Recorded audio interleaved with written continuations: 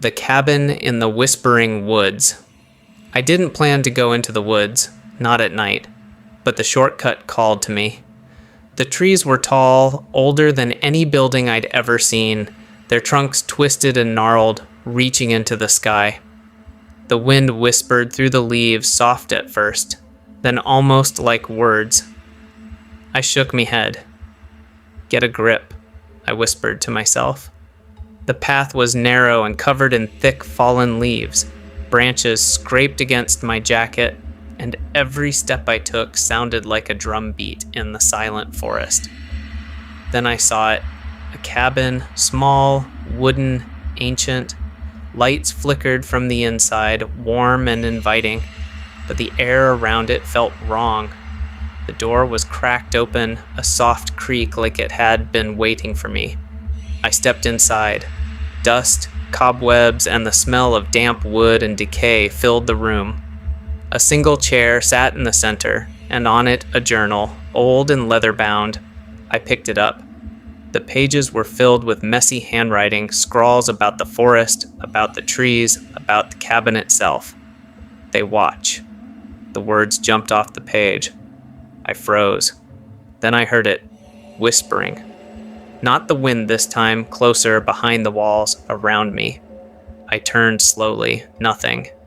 But the floorboards creaked step by step, coming from the attic. A shadow moved above me, slow, crawling along the ceiling. I dropped the journal, heart hammering, hands shaking. Then a voice, soft and cold, said, "You shouldn't be here." I spun around, empty, but the wall shifted, the wood groaned as if alive.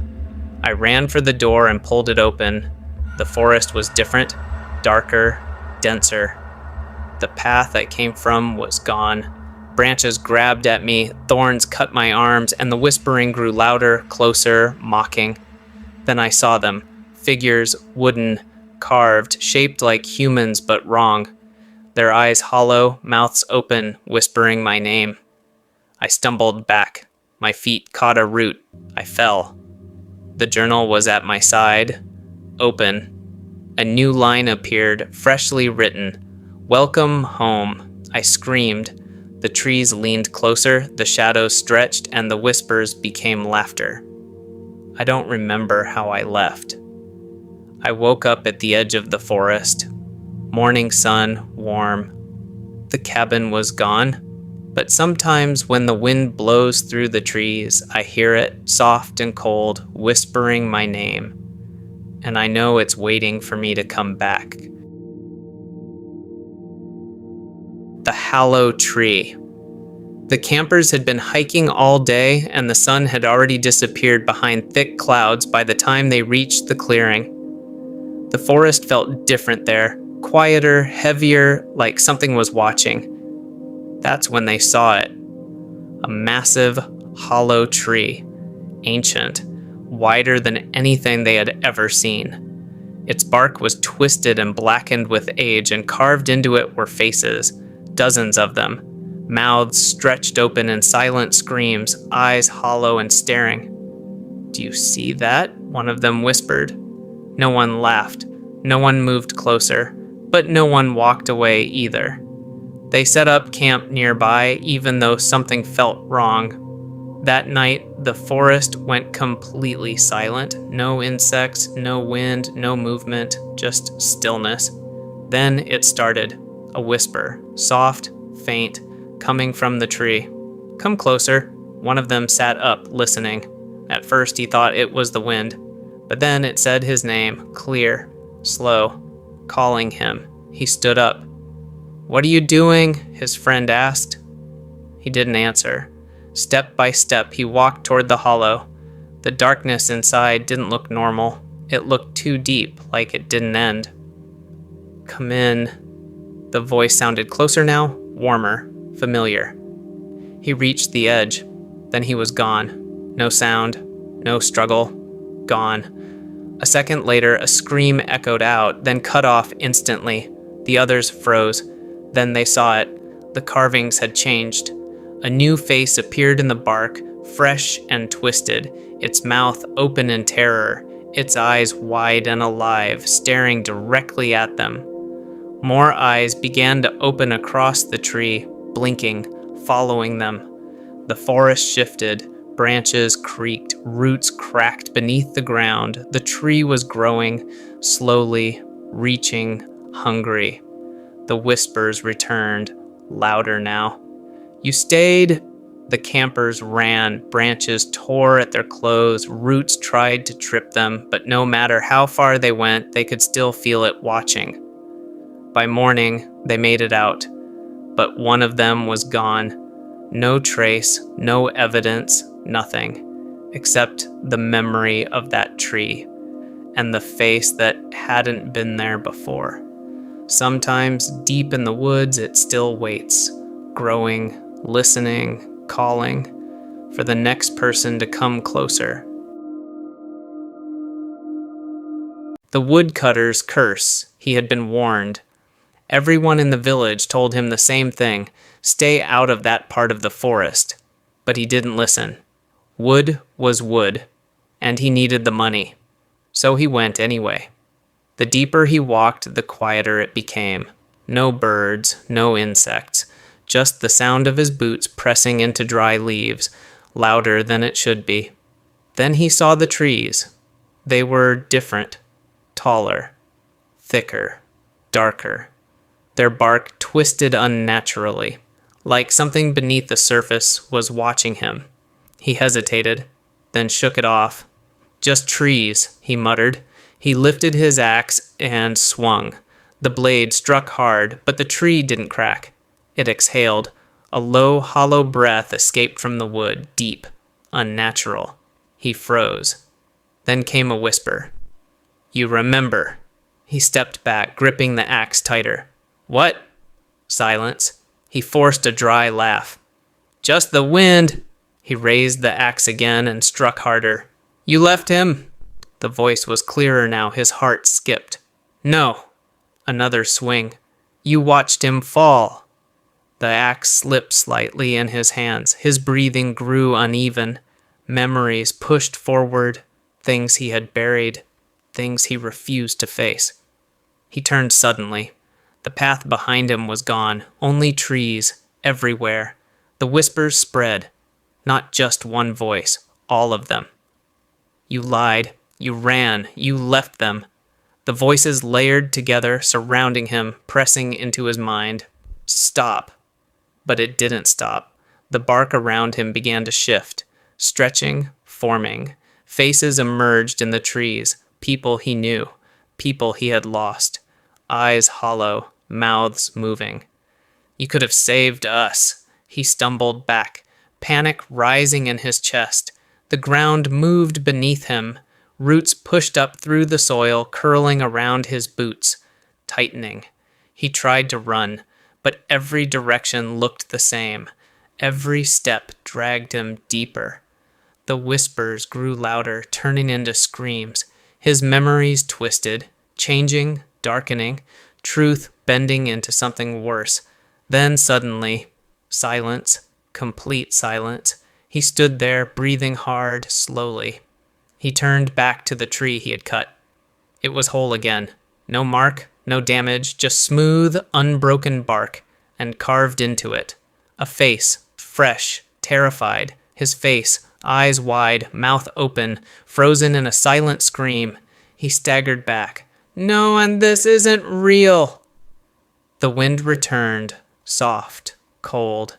It moved through the trees like a breath. Then it spoke, right beside him. "You belong here now."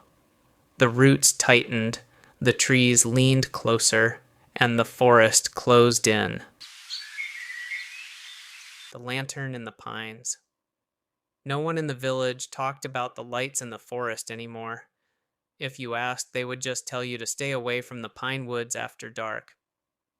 Some people laughed it off, but their eyes always showed fear. I didn't believe any of it, so one evening, just before sunset, I went looking for it. The forest felt wrong the moment I stepped in. The air was cold and still, with no wind, no insects, just silence pressing in from all sides. I walked deeper until I saw it, a light flickering between the trees. It wasn't a flashlight. It swayed slowly like it was being carried. A lantern.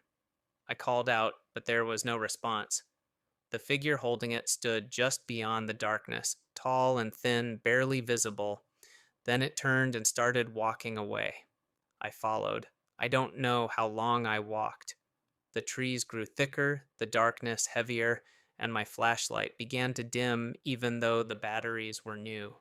Then the figure stopped in a small clearing. The lantern hung still. I stepped closer. "Who are you?" I asked. No answer. The figure slowly raised its arm and pointed behind me. I turned. Nothing, just trees. But something had changed. The path I came from was gone. When I faced forward again, the figure was closer, much closer. I hadn't heard it move. The lantern's light flickered strangely. It wasn't fire. It was pale and unnatural, like something glowing underwater. I tried to step back, but my body wouldn't move. The figure lifted its head. Its face was wrong, hollow and stretched, with dark, empty eyes. Its mouth opened slowly, too wide, and whispers poured out. You followed.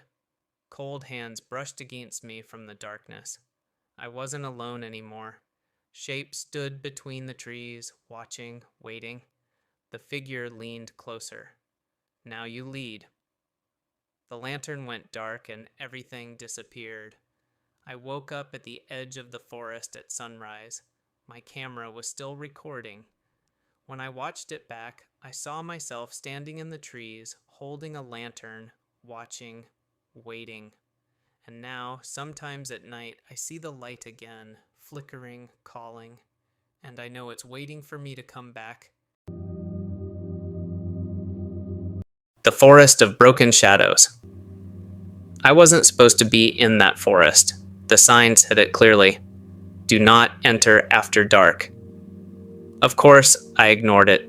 The path looked quiet, peaceful. I thought I just needed some time alone.